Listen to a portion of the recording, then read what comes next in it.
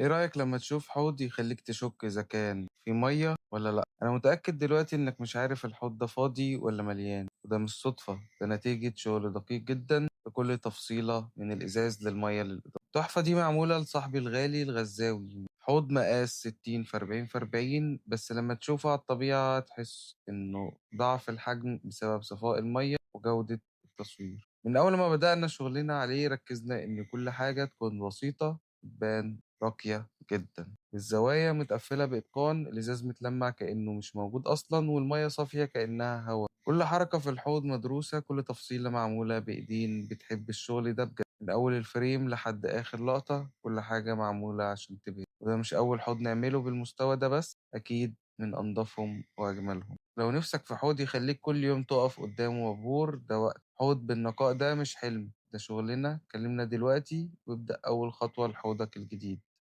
أنا يوسف وحيد. سلام.